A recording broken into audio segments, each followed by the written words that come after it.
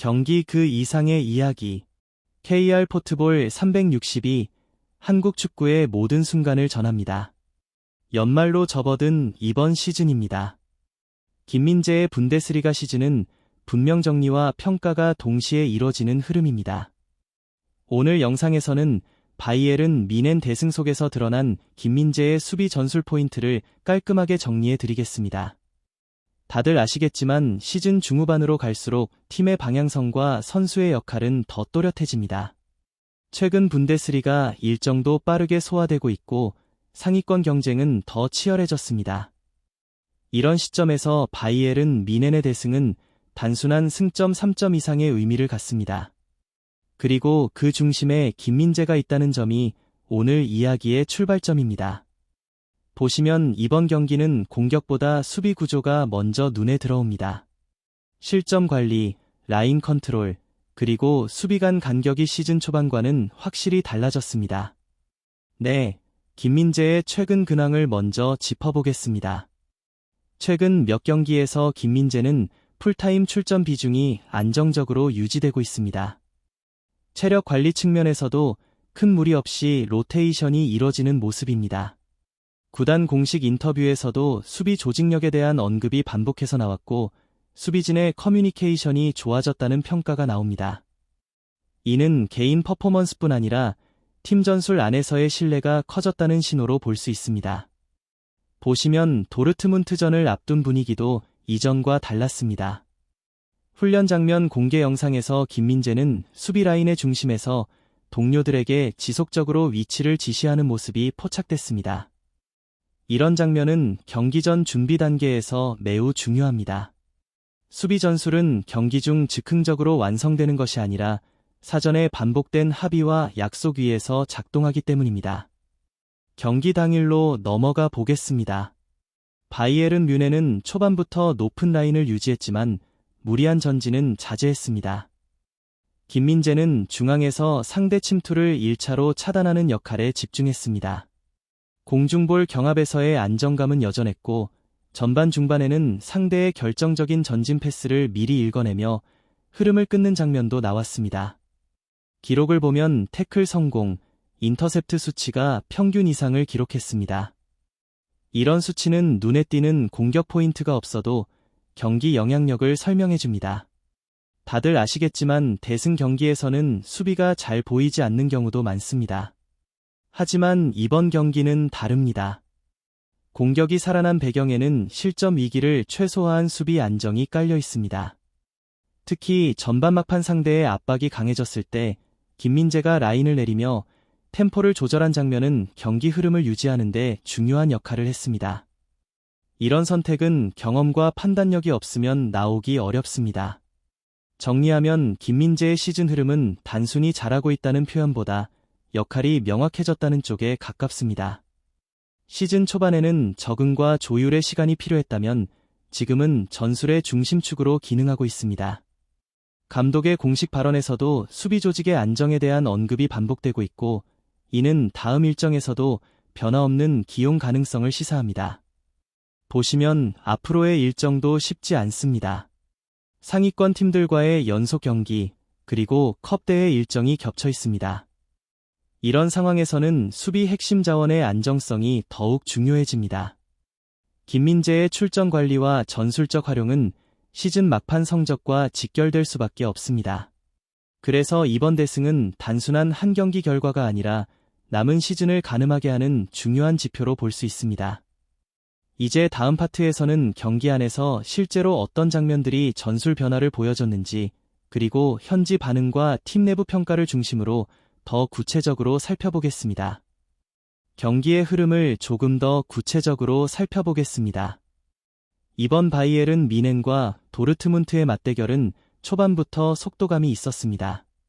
하지만 예상과 달리 초반 주도권은 단순한 압박이 아니라 공간 관리에서 갈렸습니다.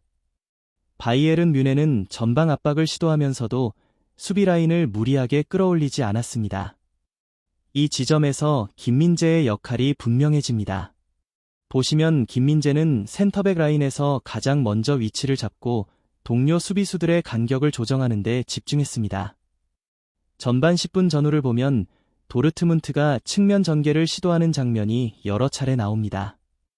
이때 김민재는 중앙을 비우지 않으면서도 커버 범위를 넓게 가져갑니다.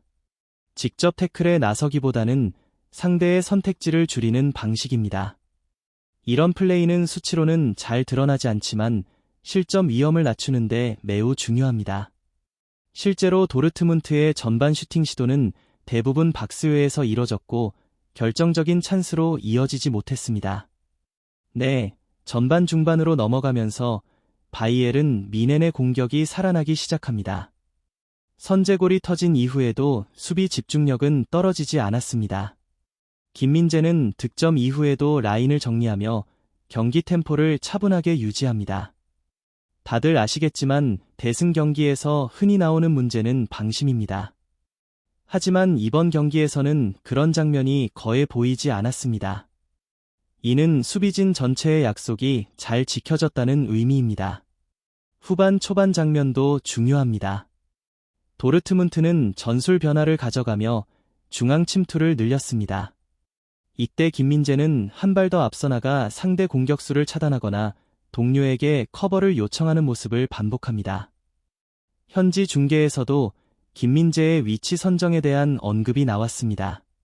라인을 읽는 수비라는 표현이 나올 정도였습니다. 이는 단순한 피지컬 수비가 아니라 상황 판단 능력이 강조되는 부분입니다. 보시면 후반 중반 이후 바이에른 뮌헨이 추가 득점에 성공하면서 경기 흐름은 완전히 넘어옵니다. 이 시점에서도 김민재는 무리한 전진이나 개인 플레이를 시도하지 않습니다. 오히려 수비 간 간격을 유지하며 상대의 반격 가능성을 차단하는 데 집중합니다. 기록을 보면 패스 성공률도 안정적입니다. 짧은 패스를 통해 후방 빌드업에 기여했고 위험 지역에서는 무리하지 않는 선택을 이어갔습니다. 경기 종료 후 반응도 살펴볼 필요가 있습니다. 독일 현지 매체들은 이번 경기에서 바이에른 뮌헨 수비의 안정감을 긍정적으로 평가했습니다. 특히 중앙 수비 조합의 호흡이 시즌 초반보다 훨씬 나아졌다는 평가가 나옵니다. 김민재 개인에 대해서도 조용하지만 확실한 존재감이라는 표현이 등장했습니다. 이런 평가는 하이라이트 장면이 많지 않아도 팀 내에서의 가치를 보여주는 지표입니다. 네, 팀 내부 분위기도 주목할 부분입니다. 경기 후 공식 인터뷰에서는 수비 조직에 대한 만족도가 언급됐고 실점 관리에 대한 자신감도 드러났습니다. 이는 다음 경기 준비 과정에도 긍정적인 영향을 미칠 가능성이 큽니다. 보시면 시즌 막판으로 갈수록 감독은 안정적인 자원을 선호하게 됩니다. 김민재의 최근 출전 패턴은 이런 흐름과 맞닿아 있습니다. 정리하면 이번 도르트문트전은 단순한 대승 이상의 의미를 갖습니다. 김민재가 어떤 방식으로 팀 전술에 녹아들었는지, 그리고 수비 중심축으로 어떤 역할을 수행하는지가 비교적 선명하게 드러난 경기였습니다. 다음 파트에서는 이런 경기력이 시즌 전체에 어떤 영향을 미치는지, 그리고 앞으로의 일정과 전망을 중심으로 차분하게 분석해 보겠습니다.